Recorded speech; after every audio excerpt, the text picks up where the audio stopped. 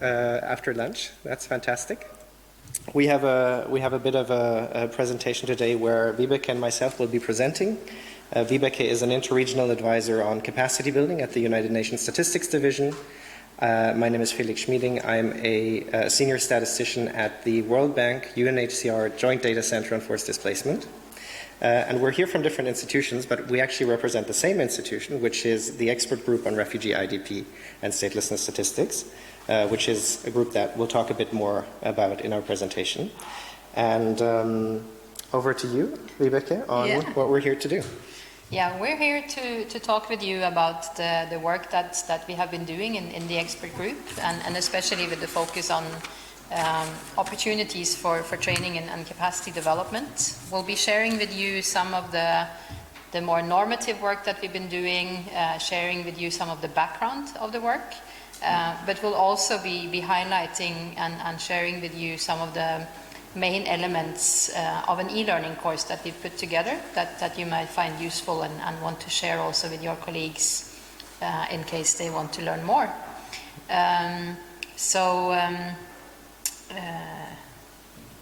We also planned on having some questions and discussions, so we can keep that, I think, a bit more in a shorter version since we're a small group. And I think in that context also, just feel free to ask any questions as we move along, since we have a small engagement group here. Sounds good. And then I think we'll just start with our presentations, right? Yeah. Sounds good. I'll go. Need you to start. Thanks. Yes, so just for a bit of context, we're talking about refugees and IDPs here, and as many of you will know, of course, the number of forcibly displaced people worldwide has really increased dramatically over the last couple of years. We're now talking more than 100 million people globally, a number that is more than double than what it used to be 10 years ago. So in terms of population increase, that's of course a drastic rise. And not only are we talking about more and more people at the moment, we're also talking about an increasingly large share of those people who live in protracted situations. So people who live in displacement for extended periods of time and are unable to return to their location of origin. And that, of course, makes it as much a humanitarian concern as it makes it a development concern, because we're talking about people that are sort of are staying in location of displacement for extended periods of time, and those locations of displacement also often having quite serious development challenges. And many host country governments are really rising to that challenge and very generously accepting these forcibly displaced and opening their national systems, health systems, education systems, other systems to these forcibly displaced in their national systems. However, that trend that we see in national systems more generally is not yet necessarily matched and mirrored in the national data systems, in the national statistical systems, where we still often see the data production being left to the humanitarian agencies producing data on refugees and IDPs. But that is changing, and that's the good news of this story, and I think a couple of the countries and a couple of the NSOs in this room are really leading also on this, which is that we're seeing more and more NSOs interested in producing data on refugees, producing data on IDPs, and taking that ownership to go with the data needs of government that, of course, tries to accommodate these populations. But when NSOs work, you need to work on the basis of international statistical standards, right? You can't just come up and invent everything yourself, because you're part of a global statistical community. And an indication or a symptom of this growing interest and this growing ownership of national statistical offices and national statistical systems for producing data on refugees and IDPs was when in 2016 the United Nations Statistical Commission, which of course is the highest body of the global statistical system, established the expert group on refugee and IDP and statelessness statistics. Back then the title was a bit shorter, it extended over the years, and it mandated this group to set statistical standards on refugee and IDP and statelessness statistics that are aimed, of course, at national statistical offices And that in itself is a sort of an indication and evidence of the growing importance and the growing ownership of national statistical offices and national statistical systems in this space of data. So we'll talk a little bit about what EGRISS is for those who are not familiar, and then we're going to move into this a bit of a sort of getting a bit of feedback from you, and then introduce this new e-learning course that is available now on the international statistical standards that were recommended by EGRISS. So EGRISS is a country. EGRISS is an expert group that has membership from both countries and regional and international organizations. So at the moment we have 55 countries in the group and 35 regional and international organizations. We have a steering committee that's equally made up of national statistical offices and international and regional bodies. So we have a good representation, and we have some representatives of the steering committee here with us today. The sort of timeline of EGRISS is complex, but the main milestones were the presentation of the international recommendations on refugee statistics to the Stats Commission back in 2018, which was endorsed by the UN Stats Commission and thereby has, the backing of the global statistical community. Then the presentation of the IRIS, the International Recommendations on IDP Statistics, to the United Nations Statistical Commission in 2020 and their endorsement. And most recently, 2 months ago only, I think, 2 months ago, we had the endorsement by the Stats Commission of the International Recommendations on Statelessness statistics. So now we have the perfect hat trick, if you like. The trilogy is complete between the three sets of standards, and all of them successfully passed the endorsement of the Stats Commission. We also have a compiler's manual, which is that little thing there in the middle. That's still being revised, but that's going to be a sort of complementing document that is made for practitioners in national statistical offices that want to implement the three recommendations. The group at the moment is focusing, because the standards are now completed. Now we're looking very much at promotion and dissemination, capacity development, part of which is the e-learning course that we're talking about today. We're talking about further methodological refinement and the development of guidance. And, well, that one is a bit outdated because statelessness recommendations are not upcoming. They're recently endorsed. I'm not going to go into a whole lot of detail about what's in the recommendations because we're going to talk about that when we talk about the e-learning course, which is of course based on these recommendations, but they're very rich and they provide both sort of frameworks but also a discussion of how data sources can be used and improved and so on. And lastly, I think this is my last slide, lastly we are also tracking where the recommendations, the IRIS, the IRS, and the IROS are being implemented at country level. And this we're doing on an annual basis, and this is the statistics just for 2022. So the total number over the course of the last few years is even bigger. And you can see that just in 2022, we're talking about 38 implementation examples where we are seeing the IRIS and the IRS put to use, mostly by EGRISS members, of course, because those are our champions. And those 38 includes 23 examples led by national statistical authorities and 15 examples led by international or regional institutions. And there is a bit of a breakdown on the side about which covers refugees, which covers IDPs, and which covers both.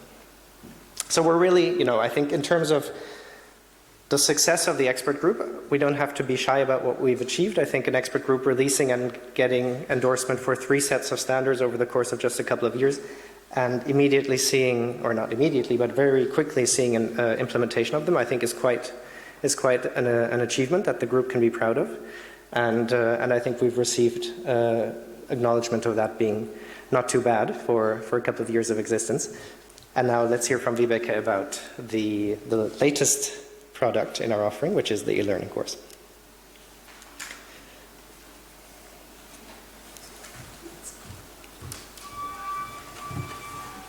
I don't think you need the Menti then, right?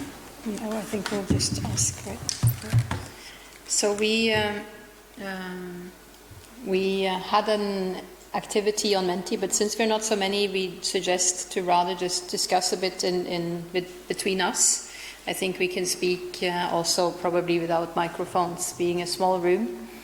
I think we already asked before we started the session on whether you're familiar with the international recommendations on IDP and refugee statistics, and I think some of you are, some are not. The ones in the first row here, for instance, are quite familiar. But maybe not so much for all of you. But the second question may be interesting to briefly hear from some of you. If your government currently is producing data and statistics on forcibly displaced populations, are you aware of this happening in your countries or the countries that you're engaging in? I see nodding, so which? I think in Indonesia, IOM started about statistical bureau. That's why I'm here. Just want to hear about. So you are representing IOM, or you're No, I'm coming from the Indonesia, so I'm just curious about. Okay. More about Yep. it. Thank you. How about? I'm from Iran. Yeah, you know that we are both hosting refugees and sending refugees. But I'm not sure actually about my country is very serious about the statistics. But my country at least was not listed in EGRISS as No, I don't think. Yeah, I don't think Iran is a member. No. But Iran is one of the most, you know that one of the most important hosts for refugees. Once upon a time, there were 4 million Afghan refugees in my country. Still we are sending refugees as well. Thank you. Hey, I'm from the Philippine Statistics Authority, and we're working with the Department of Justice for data on statelessness and for statistics on forcibly displaced populations. I don't know if it covers those that were, Filipinos that goes to Sabah for work, and we're involved in the registration documentation of that. And currently we're doing, there's an initiative for establishment of a data management that includes the stateless persons and also those population at risk. So I guess, of course, I am aware I'm part of the team, and just recently our national statistician has confirmed membership of our agency with the EGRISS group. And thank you very much. Thank you so much. Yeah, we're very happy to also engage with you. And I remember from our statelessness discussions that the Philippines was very active and engaged. Si vous voulez parler en français, vous pouvez aussi. Oui. Plus tard. Okay. So I will talk a little bit about the, or a little bit more than a little bit probably, about the e-learning course that we have developed as part of the expert group on refugee and IDP and statelessness statistics. It was developed jointly also with UNSIAP, which is the training center for Asia and the Pacific that some of you also may be familiar with. And we've been working on this for a little while. It's an e-learning course that is based on the recommendations that we put together and on experiences that we have from country work. And the e-learning is interactive, it's self-paced and designed for practitioners who work with the statistics offices, but also in the wider statistical system, as well as for others who are interested in learning more about how this works, for instance, from international organizations, from other institutions. And what we're really trying to do with it is to make the recommendations and the work that we're doing more accessible and more interactive, easier to grasp. It is currently a self-paced e-learning course. We had a facilitated one as well, and there may be other ones later as well. But the self-paced is at an online platform hosted by UNSIAP. It has 5 interactive models, and it has various links to resources. And when you finish, you get a certificate of completion. We have the QR code here if you already want to try and access, and also on the handouts you can find the QR code. So also feel free to share with others in case you know of someone who would be interested in taking the course. So the objectives of the course is to describe the importance of refugee and IDP statistics. So also to mention that as of now, the course focuses on refugee and IDP statistics. We have not included the specific module on statelessness yet. That may still come, but as at the moment, it focuses on refugee and internally displaced. Another objective is to help you and those who take the course in how to applying the concepts and definitions and making use of the main data sources for refugee and IDP statistics. Further, we're outlining the challenges associated with the collection, the compilation and the dissemination of statistics on refugees and internally displaced. Also very importantly, looking at the coordination mechanisms around producing data and statistics on these populations.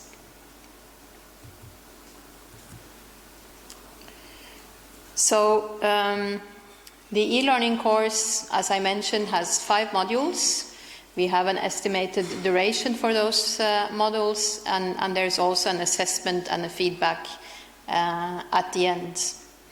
We focus on introductions first, overall kind of about the international recommendations, giving you a better understanding. Then we have a specific module that focuses on refugee statistics. We have a specific module that focuses on statistics on internal displacement.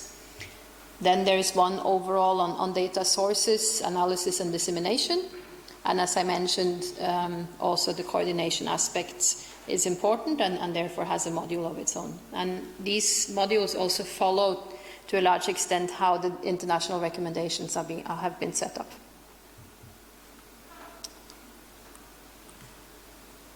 So here are just a few examples of things that are being explained and how they're showcased in the e-learning. I don't think I'll go too much into detail because you can take the course and you can also look in the recommendations.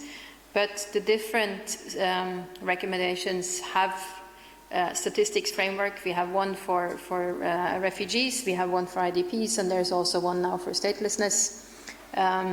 You can, for instance, here see more about the refugee population. We have categorized into different categories: persons in need of international protection, persons with a refugee background, and persons returned from abroad after seeking international protection. These are the main categories that we've set up in the refugee framework as an example.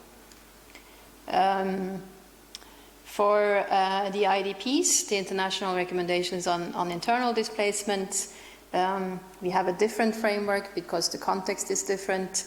So you can also see more if you explore the course afterwards or if you go to the international recommendations. Again, I won't go into details too much on this here. But we also have visuals that showcase some of the processes, the kind of definitions: who is an internal displaced person, who is not, how do you flow in and out of it, what is the stock, etc. Trying to explain a rather complex matter that took a lot of discussion in the preparations for the international recommendations to come up with. And it may be helpful also in discussions that you're having. On the data sources, I think that's also, or that may be relatively clear. We of course use similar data sources to what many others, or what you're doing in other sectors. Some of the main sources that we have been looking into and that you find recommendations around is the population and housing census, it's sample surveys and administrative data. But of course there are also alternative data sources. There's population tracking systems, qualitative sources and targeted and operational surveys that can be relevant also in the context of forced displacement. And this is again being discussed in the e-learning course and being explained as well as in the recommendations. And the e-learning course, of course, will take a different approach in terms of being maybe simpler in the explanation, so you can go to the recommendations to get more details if needed. Here's just also an overview of of how we've been assessing the key data sources, what their advantages and disadvantages are in the context of forced displacement. As an example, the population and housing censuses have the advantage that they have a global coverage, they're cross-country, they have the total population, but they're infrequent and costly, as you know, also in other contexts. And as of now, at least, there are not that many countries that have census questions that can be directly used to identify refugees, for instance. That being said, more and more countries are looking into it. There are other elements that may be relevant. And similarly, when you look at some of the other data sources, maybe they're not specific questions, but there's still information that can be gathered from many of these data sources that are relevant to the population in question here. On coordination, I think we have the coordination at national level within the national statistical system. The Statistics Office in many contexts has a role and has been also very interested in participating in the work of EGRISS. But we also know that in many countries, maybe some of the responsibility lies with respective line ministries. So therefore, there's also recommendations on how to collaborate at national level between different institutions, as well as also bringing non-governmental organizations into the picture, other institutions that have something to say and that engage, including the international community, as well as regional and international organizations. And there's also, of course, information and, on the global and the regional level of coordination, not only at country level, even though the focus lies on country level. We had another round of Menti questions, and again, since we're not that many, I don't think we'll start that process. But we had a few questions on kind of course, since we were a small group, maybe we didn't go very much in detail, but from what you've heard now, what you knew from before, is there did anything come to your mind on how interested you are in kind of making more use or promoting the recommendations to other? How do you find our visibility? What would be your recommendations to us as the EGRISS group on the work that we're doing and the needs that you have, maybe representing your different agencies and countries?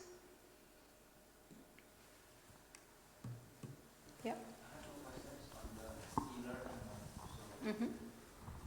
For example, if I would like to recommend the e-learning to let's say the government officials within my countries, will it be focused only for the technical people, or it could be, for example, decision-making kind of person? I would say that it's the first module, I think, has been designed to be more general, to give you more of an overview, so that it may be relevant for a wider audience. And then it depends on how much interest also policy and decision makers have in understanding more of this, right? I think some of the definitions, some of the discussions, also the coordination bit, the fifth one, can be very relevant to them.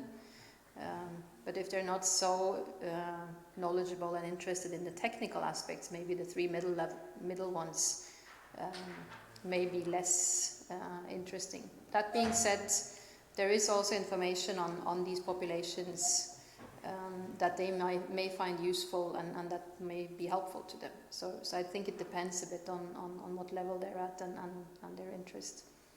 But I think others also come in here, but I think it's primarily focused on those that also technically would implement and work on the recommendations. That's my take. You agree, right? Yeah. Yes. Yeah. Yeah.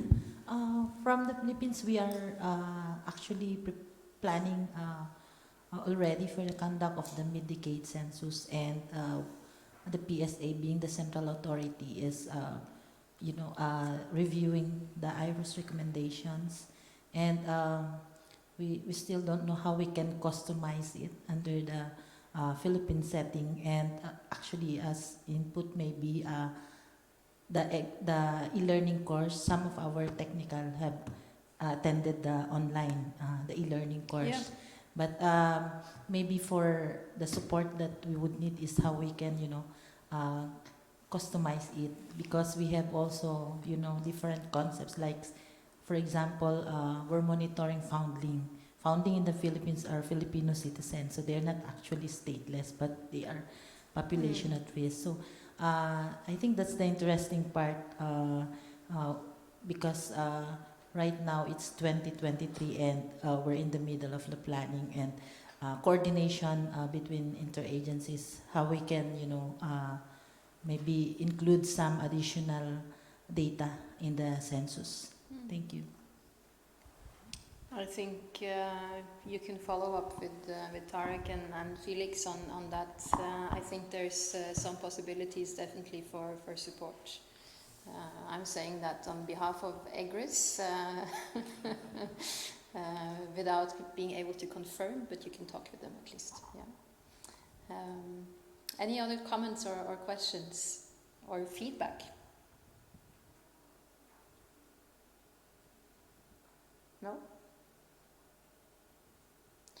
So maybe we'll close this session early since we were a very small group, but we Felix and I will stay here also with two other representatives from the EGRISS community. So if you want to come up to us and ask any questions, we're of course happy to engage with you bilaterally as well, right?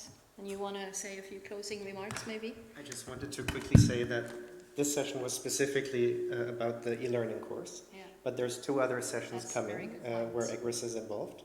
Sorry, I'm getting a bit of an echo. So there is a session right after this. I don't know exactly the room, but the session number is room 7 in the next session, which is dedicated to statelessness statistics. And then there is another session on Thursday.